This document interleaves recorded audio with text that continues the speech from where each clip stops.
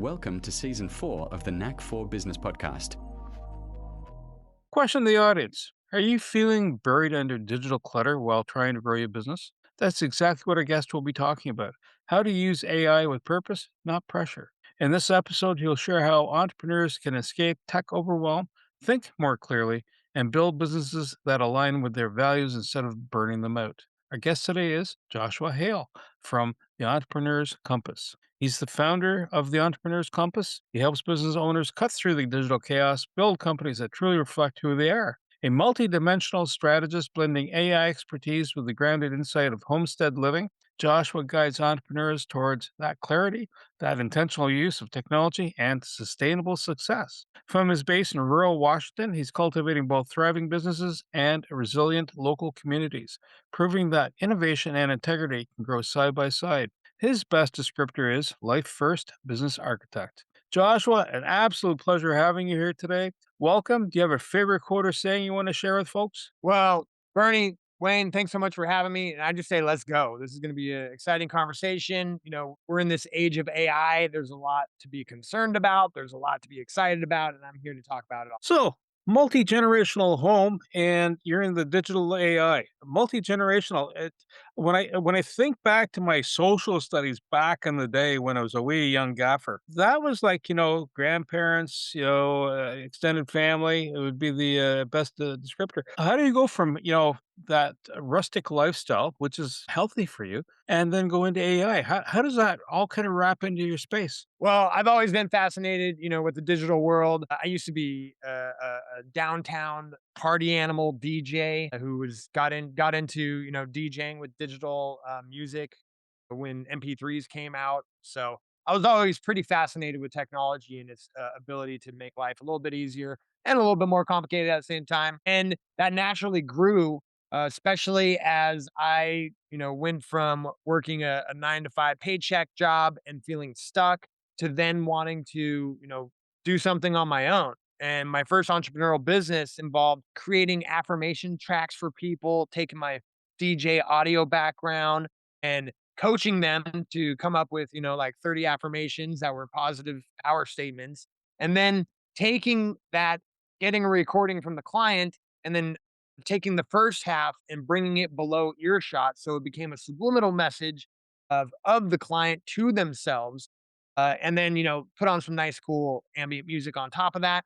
That was really fun. It helped me out a ton, and as I was recovering from addiction. And then I showed it to a friend, and she's like, "You should make a business doing this." And I was like, "Whoa, okay, I don't know. Yeah, ask about that." And so she showed me how to like make a website and then get into social media and start, telling people about it. This was 2012.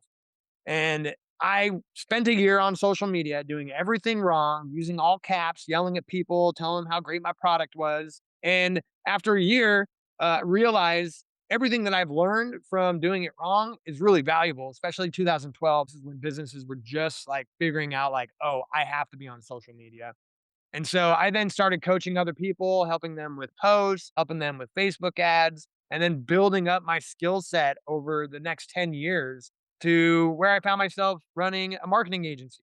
Now, you asked about like this balance between tech and, homesteading and nature. I think is crucial because you can easily, be on the screen, which is like the average is like hours right now for everybody. To be honest, I'm able to, check off at the end of my day, walk outside, which I'm in my pole barn right now. I work downstairs. My wife, she runs a fashion business upstairs, and we go out and then like work in the garden. So I have no commute. My daughter has been raised here this whole time. And ever since she could, reach the doorknob, she could just open the door, walk across the driveway to grandma's house. And, we saved a lot of money on childcare that way. But also my wife's parents, they when I first met them, they were running their own kayak business that they had started. And they were starting to, think about retirement and how to hand off their business. And so we all came up with the idea of like, with how crazy the world is, this was 10 years ago. 10 years ago crazy. We're like, we saw the writing on the wall, right?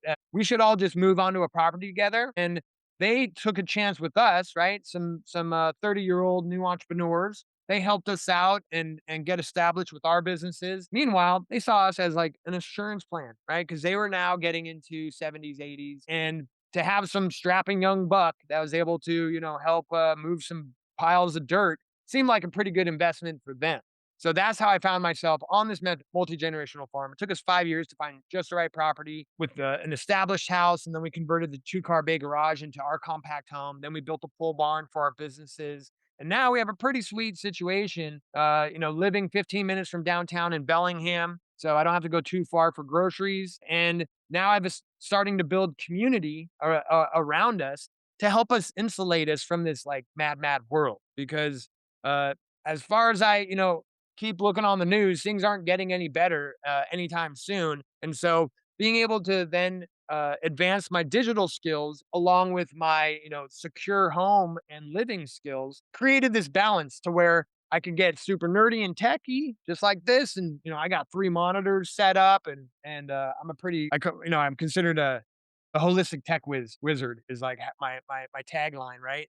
So I'm able to live this way and then walk outside, ground myself, get back into nature, stay in balance with what's really valuable and what's real with the world. And having a 7-year-old daughter and being concerned about the future she's growing into, right, really keeps me focused on why I do what I do. I want to help other small businesses thrive and succeed so that there is still small businesses in the future and we're all not just getting everything from, Walmart because that's not very much, choice and selection. And I want my child to grow up with freedom. So if I was picking the title today, I would have gone from server farm to dairy farm. Same journey, right? Joshua, it sounds like you're one of the very rare categories of someone who got here without burning it down first. How did you get nudged without being shoved? Well, I guess you don't see all the scars I've accumulated, and I, use my scars as my map. I've burnt, several businesses down to the ground, and the point of entrepreneurship is just not giving up. You just got to figure out how to create a feedback mechanism of learning from your failures, and the faster and more comfortable you get at being vulnerable in doing that process, the quicker you're going to learn and the more resilient your business is going to be. So I'll be straight up. I dropped out of high school when I was a sophomore in 10th grade.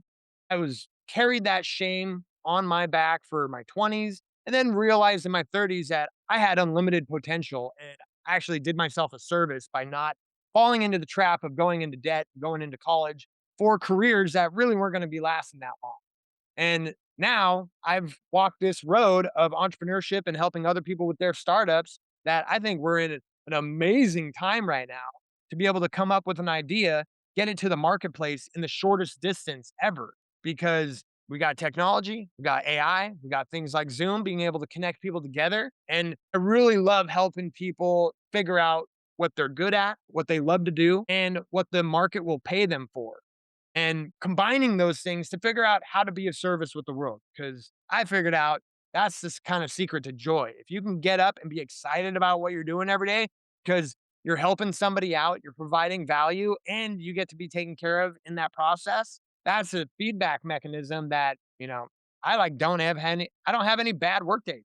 I have challenging days. I have like crap moments. But again, those are all feedback mechanisms for me to even get better. And so being able to, stand in integrity with my clients, stand in integrity and be able to own my mistakes. All those things have just made me really resilient. And I think my clients like me better for it. Sounds very familiar to the Japanese ikigai concept. Yes, I have studied that. And like what's wild about this, I tried the Ikigai, with pen and paper probably about 5, 6 years ago. And again, it expanded my mind like, wow, okay, there's a method to this process. Now I've created an AI model to do that process for you.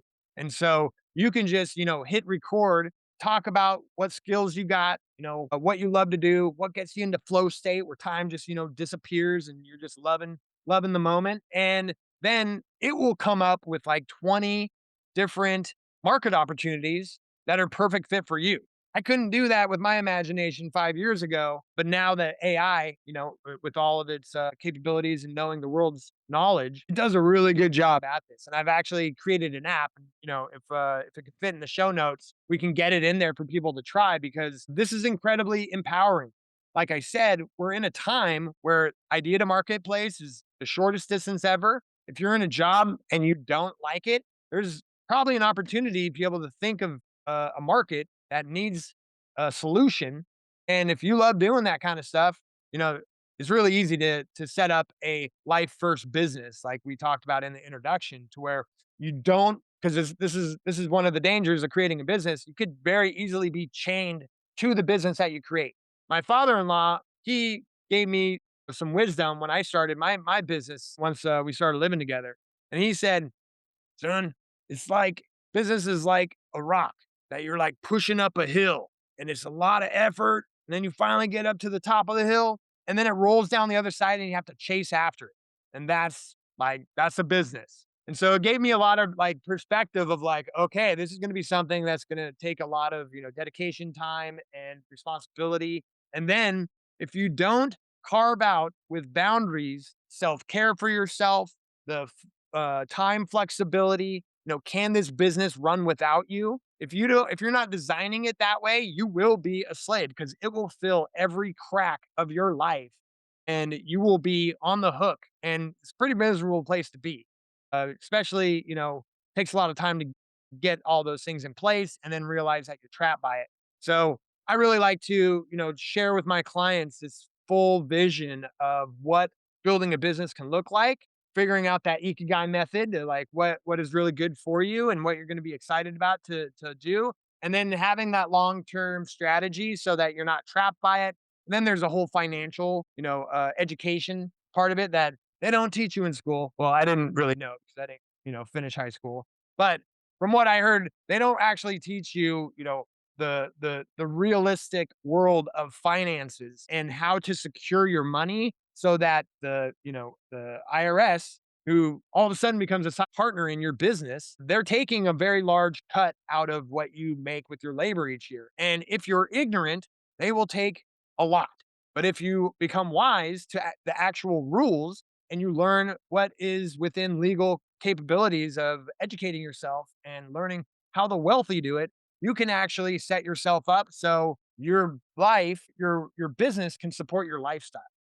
Give you an example of this. My wife, she's into fashion. She makes cut up yoga apparel. She's pretty successful on Etsy. 2 weeks ago, we all took off in the middle of the week to a rustic town about 2 hours away called Mazama.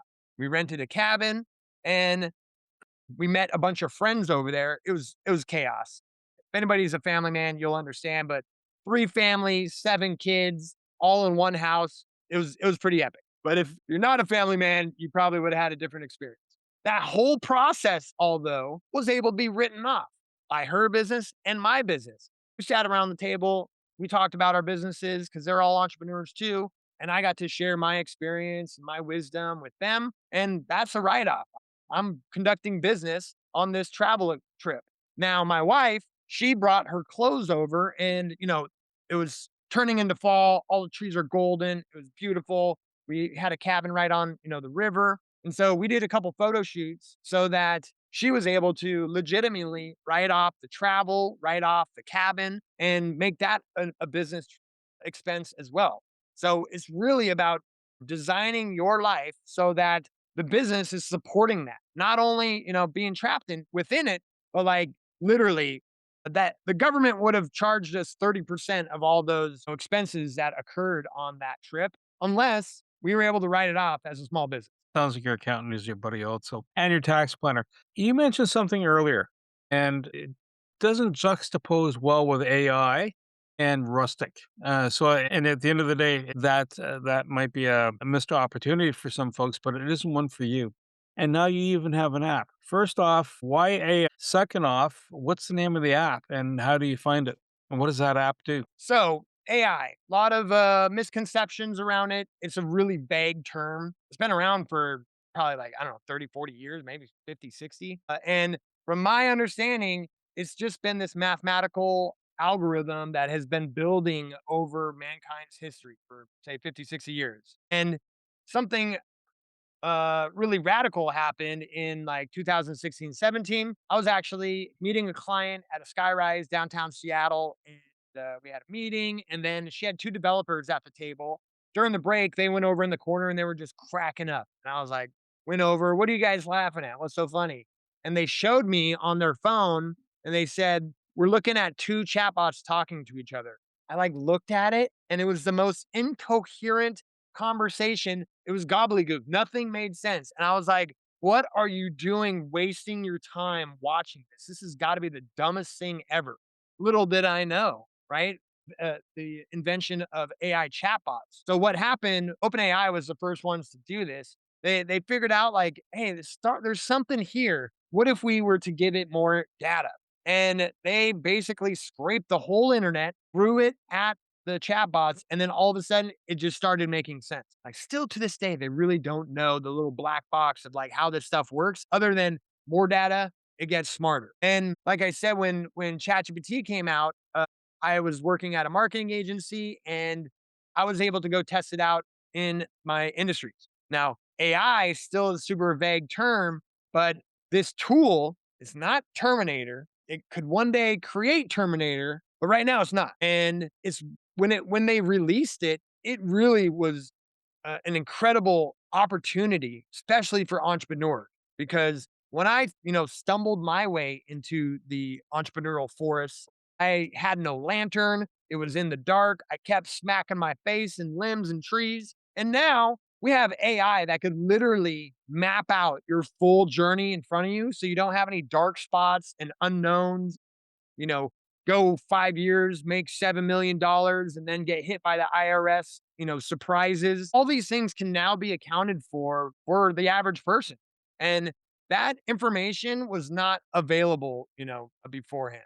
I'll give you a new example. In my Entrepreneurs Compass service that I offer, I help people map out, their marketing, their audience research, offer refinement, and then their messaging. And something that just happened in this last year, AI now has access to the internet and real-time information. Now, there's an agency called McKinsey.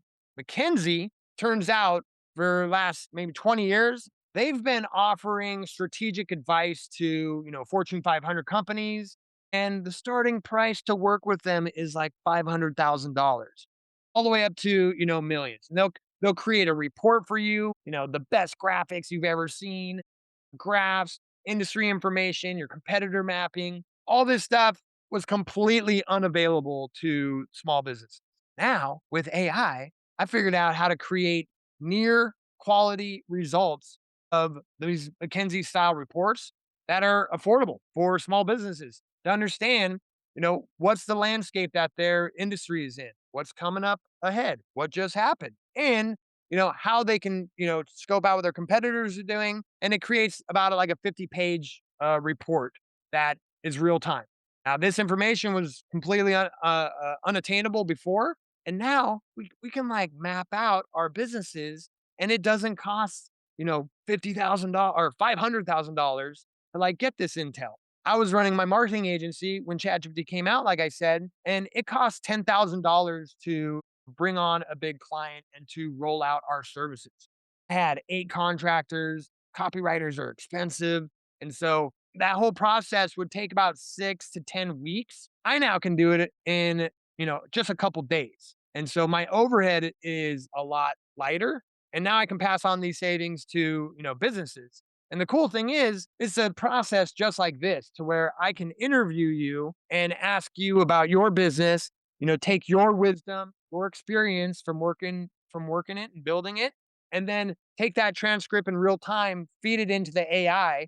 And I created frameworks, marketing frameworks from the agency, best practices, as well as like all the marketing gurus that I grew up on, and turn them into prompts. So I can take your innate wisdom, your experience, put it into a prompt, which is a set of instructions, and it produces gold. What took 10 weeks, now just a couple of days, and then couple that with this McKinsey style report, and you really have this powerful tool. Now, that's not all, because if I handed you a 100-page document, most people are not going to read it. Let's be real.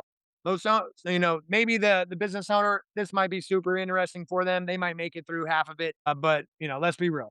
So what's cool about this and what we're in a completely new age, you just upload it into ChatGPT. You can then ask it questions. You can then talk to it. You can strategize with it. And because it has that, what I call living document, it now has the foundation of everything about your business, everything about your audience, everything about the industry going around it. And so if you need, email to sell your product, it can do it like that. And instead of just going to ChatGPT right now and saying, "Hey, I need an email," it's going to give you a very generic response because it doesn't have all that context. So with that document, I'm basically, giving you a 24/7 consultant that you can take to your own team, take to your own marketing, people, get everybody to use this resource and all be, AI superstars with just a little bit of training. I'm not supposed to wake you up at 3 o'clock in the morning? And they won't wake you up. It's actually What if you're with the cow and you're bothering the cow, and then they're going, "What's going on out there? Someone's rustling the cattle." Sorry, what? this week we're dealing with a cat that had to get stitches because we're pretty sure it was an owl that gave it a pretty good gash on its side. And so that comes with living out in the country. 12 dangers. Tell me more. Well, as I alluded to, there's a lot of concerns about AI, right? And a lot of them is hype. A lot of them is media spin. It's a really weird atmosphere right now on mainstream news. There's a lot of hype artists saying, this could run your whole business. There's a lot of people saying how dangerous this is, and that the last study that just came out was talking about its huge error rate and that like it couldn't be trusted. And that study that just came out was talking about, out of the box with no context. Is it going to like make some mistakes? Yes. But if you know how to use AI and you're able to actually, give it the context it needs, the error rates go way down. But there's some much more dangerous, aspects of AI that need to be talked about, like weaponry. This is not being talked about. The military is actively building this stuff. And if we take the human aspect, even if it's like a human remote control driver, driving the drones out of the equation, and it's just robots making some logical decisions, that's bad for the humankind. And nobody's talking about that. Now, if you guys remember a movie called I, Robot, Yep. came out, Will Ferrell, long time ago now. AI robots, started taking over the world kind of thing. Will Smith, not Will Oh, Ferrell.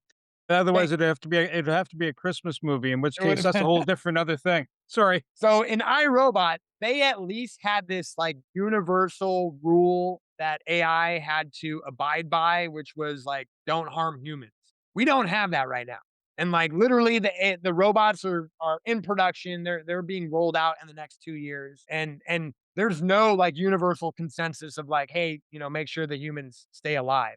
So very legitimate concerns. It's not really being talked about. Government and big corporations like Oracle and ChatGPT or OpenAI and the government, they're in these partnerships. The government's adopting this AI. There's really no regulations that are, looking out to make sure the humans don't get extinct. So these things are very concerning. Privacy is another big one. We've been trailing and leaking our data for like the last 15 years since using the internet.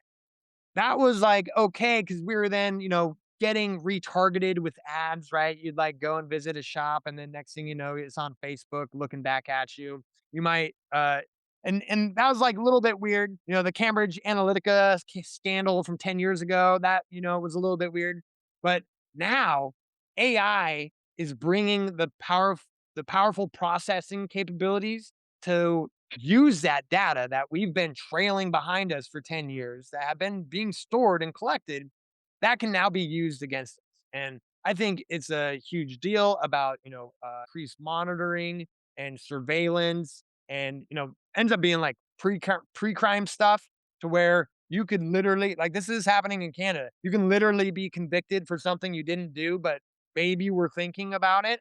That stuff's like, they've been making movies about this for the last decades, and like they all have bad endings. And so that, I think, is leading to an aspect of that. I'm a huge proponent for AI, because big corporations, big governments, they're gonna end up having their own powerful model. Now, Europe is already trying to limit the access and capabilities of the average person, the individuals in their country, from being able to access these models, being able to use these tools. And I think that's the wrong way to go about it.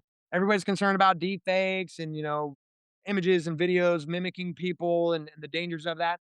That's already happening. That has been happening for a long time already, and it's going to get worse. I have several clients that have already, being dealt with scam instances that we can talk about. But where this is going, where I think this is all going, countries are going to have their own powerful AI.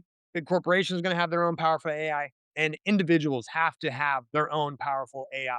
And so I'm a huge proponent of open source technology that is basically like exposing the whole model. And so anybody can work on it, anybody can grab it, create their own AI locally, which means like in my office. And this is what I'm going to be building this winter, to where there's NVIDIA just came out with a supercomputer that can now run these models in your office. Just came out a couple weeks ago. And the data stays local, which means like on your hard drive in your office, and it's no longer going out to a server, into OpenAI server, Google server, Amazon servers. Your data, especially for a business, right, stays in your room under your protection. And we now can create these custom AI models that have our best interests in mind. Because right now, like, there's a lot of cool features and tools inside of OpenAI, but all this information is being used and it's going to be able to like be sold. And especially with that sketchy relationship with Palantir and Oracle, like that stuff is very dangerous because they're going to create a whole profile of all of us, of our health, of where we go, who we talk to, who we know. All these things are going to be able to be used against us. And I really think that having your own AI model that is going to be looking out for these subtle manipulation capabilities that these bigger models are going to have is the only way that we're going to be able to protect ourselves. So let everybody have their own individual AI on their phone at their home, because these subtle manipulations are going to be so hard to recognize because it can nudge you just a little bit each day. And Google already does this, Facebook already does this, to shape your opinions, shape your behavior, so that in 3 months, you're a completely different person with different values and different, goals, that is voting differently because you didn't know you were being nudged by what you were being seen, what you're being fed, what you're being, what conversations you were having inside of these models. And I think only a local, personalized, Jarvis to be looking out for these things that has our back is our only chance to be able to maintain some sort of freedom in the future, because I want to have choice. I want to have choice for what I do. I don't want to live in China because they have social credit there. And I don't want to live by those rules. I want my daughter to grow up in a world where she has choice. She can start her own business, which she's already doing. She's 7. She's hustling, flowers at a kids market just a couple of weeks ago. She made $50.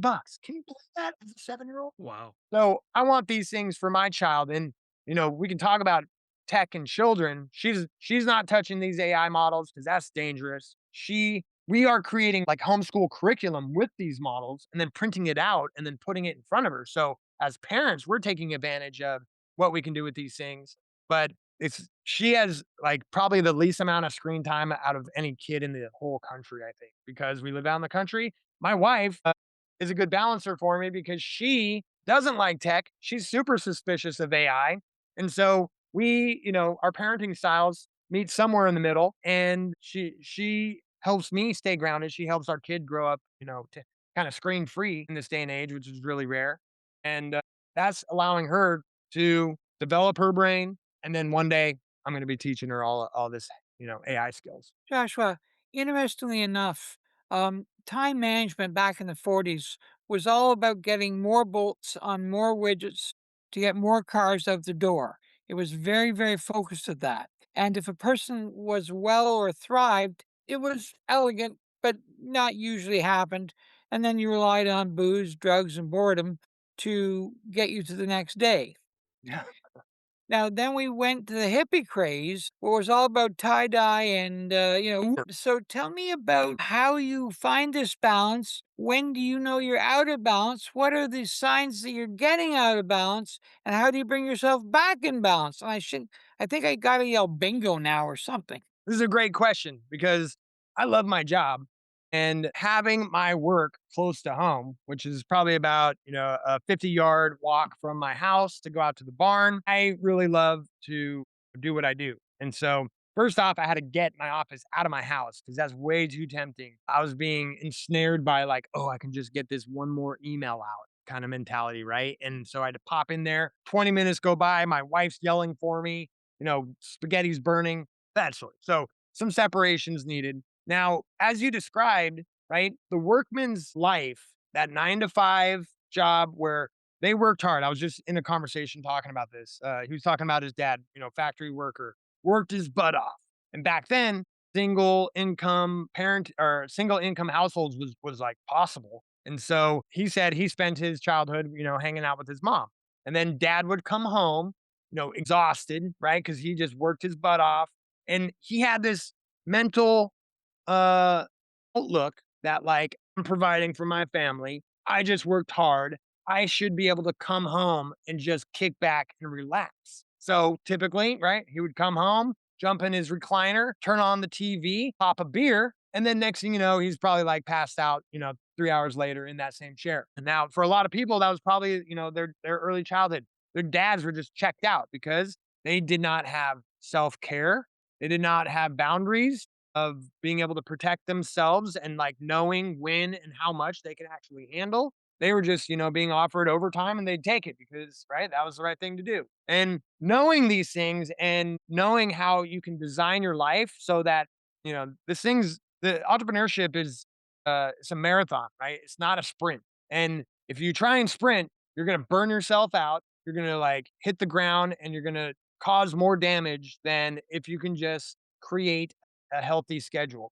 Now, I just got trapped in this just in the last 2 weeks. I've came across this software to help people get in front of their customers without ads or SEO. And I was really excited to like share it with my wife and test it out on our businesses. Came with a pretty big price tag. And so we were having this back and forth of like, is this, a worthy investment? It got kind of heated. But then she finally came in. She's like, fine, just get it. Let's see what you can do. And I was like, okay, all right, I'm going to do this. So first, I was super excited because like new tool, cool AI capabilities, great. And my brain was waking up at 4:30 in the morning. Boom, had all these ideas, came out with that creative energy, started like building. And day one was fun. Day two was fun. Day three, I was still waking up at 4:30 in the morning and just like on and needing to go out and build. And by day four, I was like needing naps by mid afternoon. I was completely, exhausted by the evenings, by after dinner time. I was checked out. I wasn't playing with my kid. I was like, just stuck in this creative mode.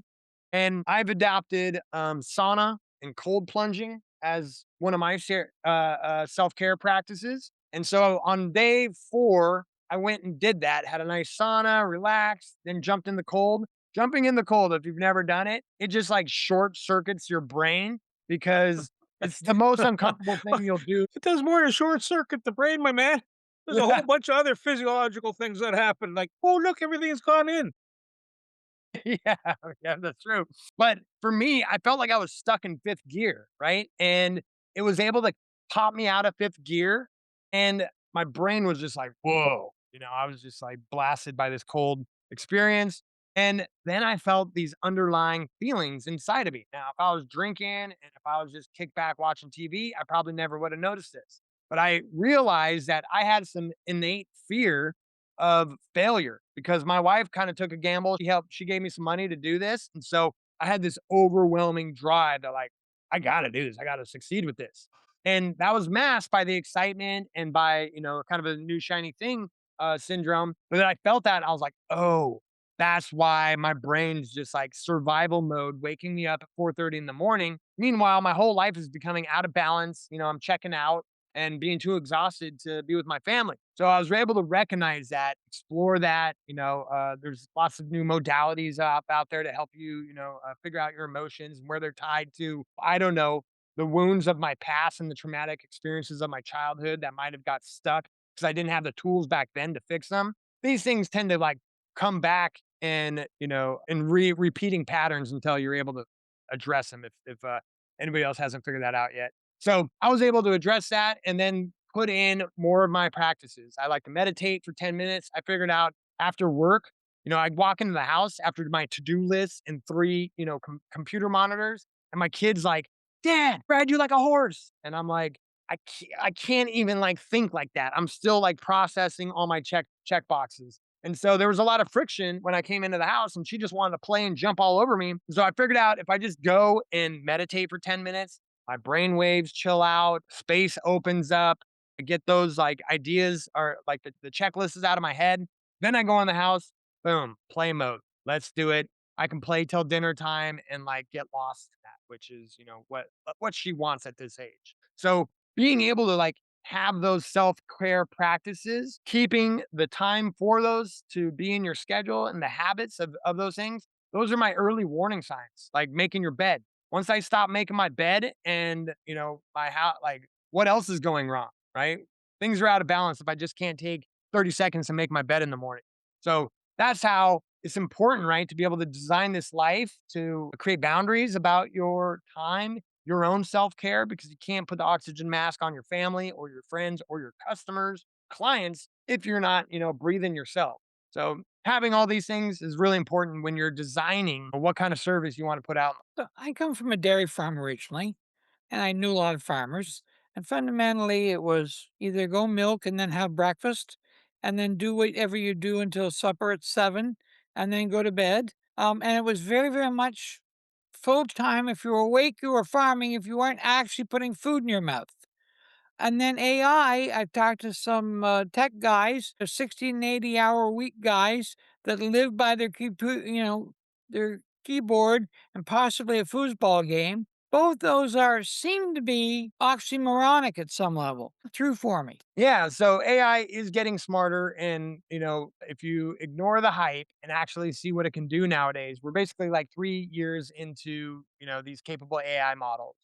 And right now, they can easily create automations to help with the digital space, but they're quickly, entering into the real world and things that were repeatable and always needed somebody to come down, hit the button or crank the widget are now being able to be replaced with AI. Now, some people are going to lose their jobs, no doubt. With any new technology, that's going to be disruptive. But where we're really heading is if you are an expert, if you have a great position in your department or in your company, and you start learning these AI tools, you're going to become indispensable because AI is going to forever need a human manager overseeing these things. Sam Altman, who's the head of OpenAI and ChatGPT, he just reaffirmed this. He's like, we never want the human oversight to be out of the loop in these AI models because that's how Terminator happens, right? Like once you start letting it learn from itself and grow and develop, then the value of human, on the planet gets a backseat. So AI is now able to be added as automation into our lives. And if you have the boundaries so that you don't get enamored by it, you have the, technical know-how to be able to know how to use it, you can literally start buying back your time with it so that you're not stuck milking and feeding all the animals. You can start supplementing some of the lower task jobs so that you can actually create space. Like you said early on, typically for a corporation, that means like good. That means you can work more, right? But we know, we can't just like work ourselves to the bone. A good team is somebody who's well rested and, has that space to be able to have those creative ideas and isn't just like always, cranking that pen or the widget.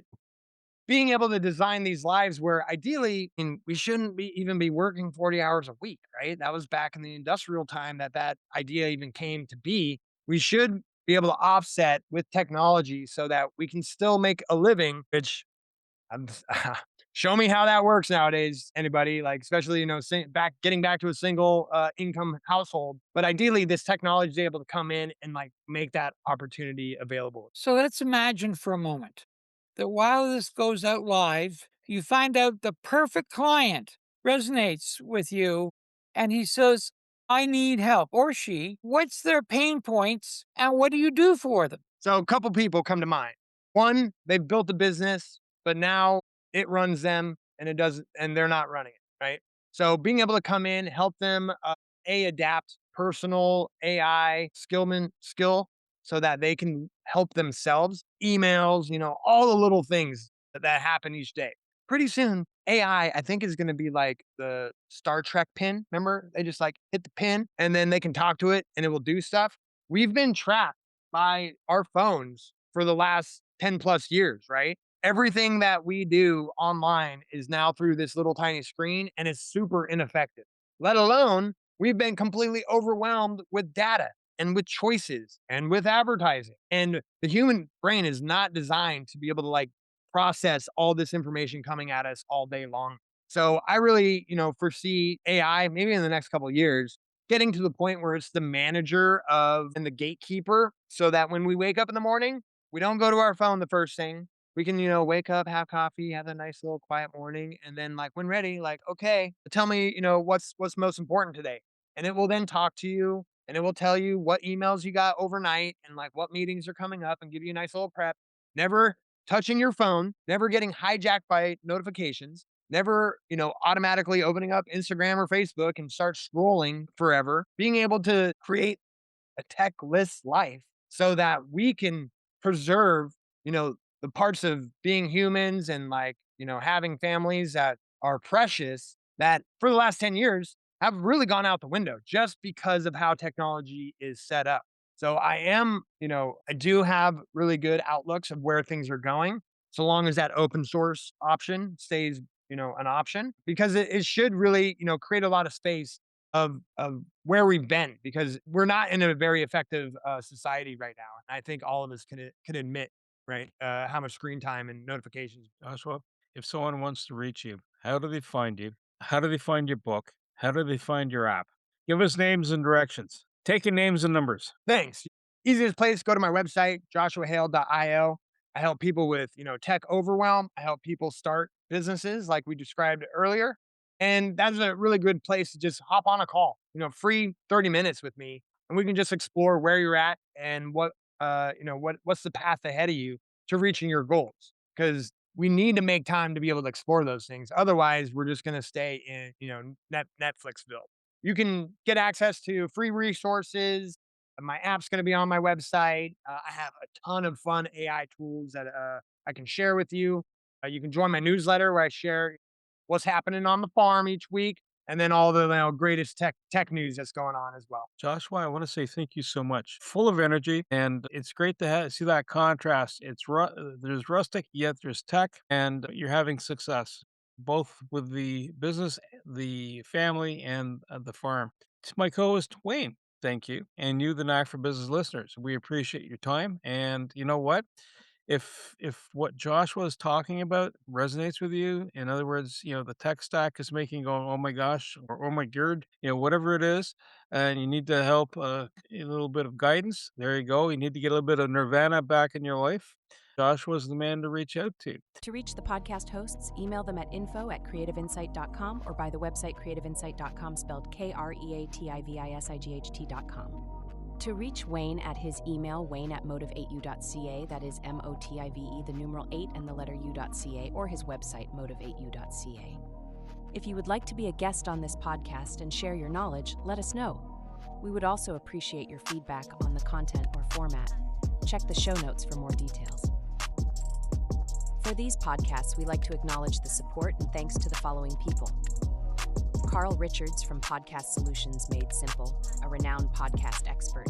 Fred Crouch, who is the Property Wizard podcaster, where Bernie is a co-host. Jovan Strika from At Hive, a co-working space that is more than just a space. Then Melanie Weber, Bernie's invaluable business partner, and Wayne Pratt from Motive8U Inc., who serves as both a coach and co-host of these podcasts. Disclaimer.